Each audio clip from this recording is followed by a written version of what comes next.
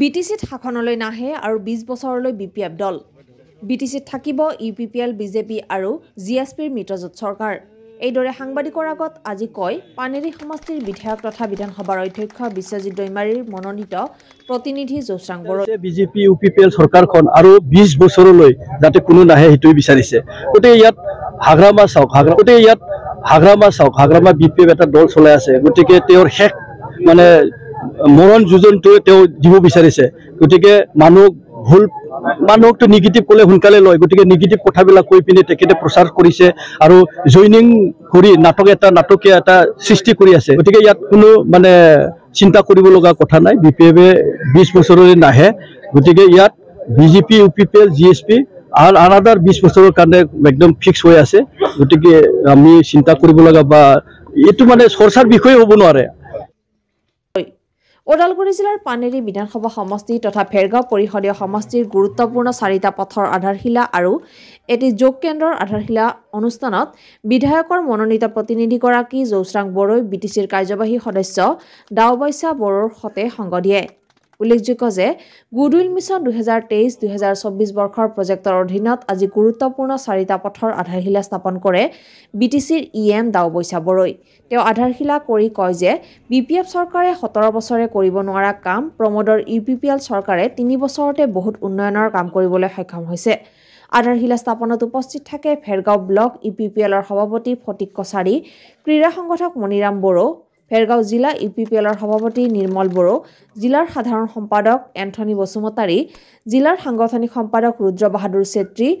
ফেৰগাঁও block ইউপিপিএলৰ সভাপতি বুদ্ধিৰাম বড়ো সম্পাদক প্ৰণৱ বড়ো লোকনিৰ্মাণৰ এছডিঅ কুমুদলাল বসুমতাৰী ইউপিপিএল দলৰ মহিলা নেত্ৰী লভিতা কছাৰী আদি উপস্থিত থাকে আধাৰশিলা স্থাপন কাৰ্যসূচীসমূহ পৰিচালনা কৰে ফেৰগাঁও ব্লক ইউপিপিএল দলৰ সম্পাদক দীপেন বড়োই north east live today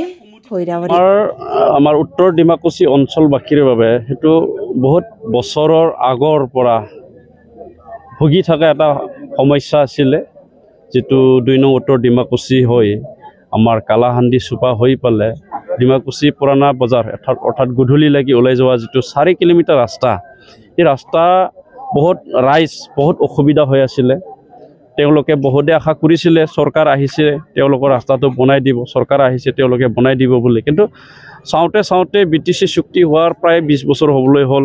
আগ্ৰামা Mohilary ডাঙৰীয়া 17 বছৰ ইয়াত শাসন চলাই গ'ল ইয়াত বিধায়ক আহিল বহুত আশা কৰিলেও ইয়াৰ ৰাস্তা হোৱা নাছিলে কিন্তু আমি চৰকাৰ বনোৱাৰ 3 বছৰ পিছত অৰ্থাৎ 3 বছৰ আমাৰ যোৱা 15 তাৰিখ ডিসেম্বৰত 3 বছৰ কাৰ্যকাল সম্পূৰ্ণ হৈছে 3 বছৰ কাৰ্যকালত আমি এই ৰাস্তাটো বনাবলৈ সক্ষম হৈছে আৰু ৰাইজ যথেষ্ট সুখী আৰু তাৰ কাৰণে আমি অসমৰ সন্মানীয় মুখ্যমন্ত্ৰী ডক্টৰ হিমন্ত বিশ্ব শৰ্মা আমাৰ বিটিআৰ প্ৰধান প্ৰমোদ বড়ো ডাঙৰীয়া তেখেতসকলক আমি ধন্যবাদ জ্ঞাপন কৰিব লাগিব উন্নয়নত বাধা হয় গতিকে ৰাস্তা ঘাটটো আমি কৰিছো আমাৰ 2021-22ত সন্মানীয় মুখ্যমন্ত্ৰী ডাঙৰীয়াই আমাক 500 কোটি টকা দিছিলে গুডউইল মিছন বুলি এটা প্ৰজেক্ট বনাই পেলে যাৰ দ্বাৰা ৰাস্তা আৰু দলং বনোৱা হয় আৰু ঠিক তেনেকুৱা এই বিলিও 23 আৰু 24 বৰ্ষৰ বাবে তেখেতে আকৌ আমাক 500 কোটি টকা দিছে যাৰ কাৰণে আমি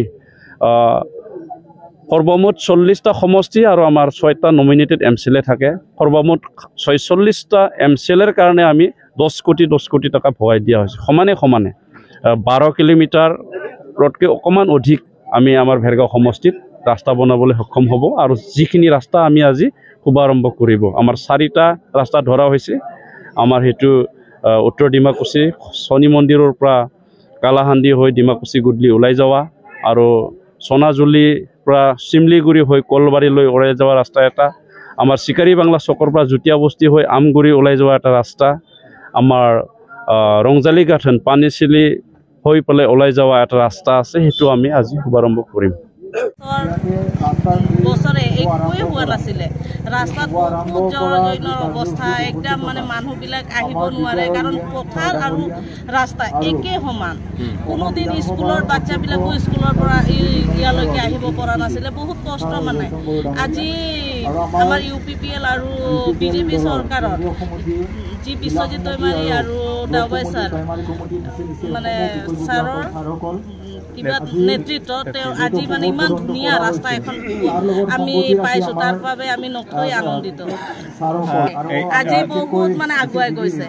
আমি ফেৰটোতো ক'বই নোৱাৰোঁ, কাৰণ আমি